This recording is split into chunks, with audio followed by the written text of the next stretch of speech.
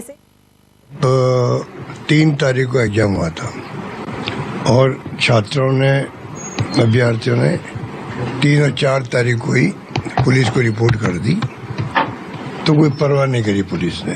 फिर उन छात्रों ने एनटीओ को लिखा, तब जाके उन्होंने डीजी पुलिस को, मैंने सुना है या इतला करी कि भाई ये शिकायत हमारे पास आ रही, राजस्थान से आ रही।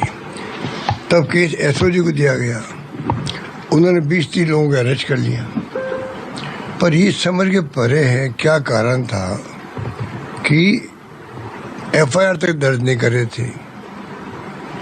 मैंने कल ही मांग करी कि आप एफआईआर दर्ज क्यों नहीं कर रहे हो, आपने बैठा रखा उनको, आप उनका अरेस्ट करें, कार्रवाई शुरू करें, जांच शुरू करें। पूरी राजस्थान की बदनामी हो रही थी। पर ये समझ नहीं आ रहा कि स्टेट गवर्नमेंट ने क्यों ऐसे इंस्ट्रक्शन दिए होंगे। एसओजी संस्था जो है उनके अधिकारियों में असमझ पैदा हो गई कि हम कार्रवाई आगे बढ़ाएं नहीं बढ़ाएं। ये खबरें भी आ रही थी एसओजी से भी, ये बहुत ही अनफॉर्चुनेट बात थी। अब सवाल ये कि 2024 में पेपर आउट हुआ, 25 में हुआ और 26 में हो रहा है। 3 साल लगातार एनटीए से पेपर आउट हो रहे हैं। जब तक आप तय में नहीं जाएंगे तो ये आगे भी ऐसी स्थिति बनती जाएगी। पहले भी जो एग्जाम होते हैं राज्यों में, वहाँ पे भी राजस्थान सहित मैं जहाँ तक समझता हूँ शायद उसमें यूपी भी है, गुजरात भी है, हो सकता है एक आधा स्टेट में गलत बोल रहा हूँ, मतलब देहरादून का भी रिपोर्ट आई थी, बिहार से भी आई थी, कई राज्यों से आती रहती है।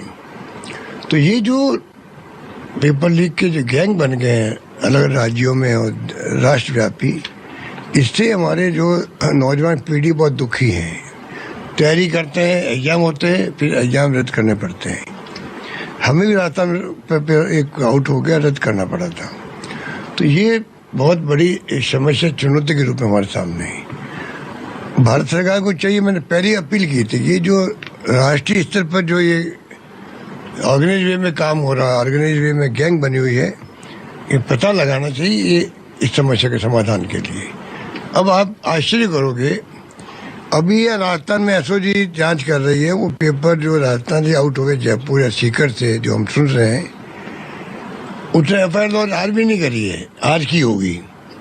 और बताइए एनटीए ने बिना एफआईआर दर्ज करे हुए पेपर को कैंसिल कर दिया, रद्द कर दिया। इसका मतलब उनके पास जो खबरें गई है ना छात्रों से जिन्होंने एग्जाम दिया है, डॉक्यूमेंट उन्होंने भेजे हैं, डॉक्यूमेंट्स भेजे हैं, उनसे कन्विंस हो गए। उन्होंने इतना बड़ा एग्जाम, 22 लाख छात्र बैठे उसके अंदर, और उन्होंने उसको रद्द कर दिया। इसका मतलब कितना ठोस प्रूफ उनके पास पहुंचे होंगे।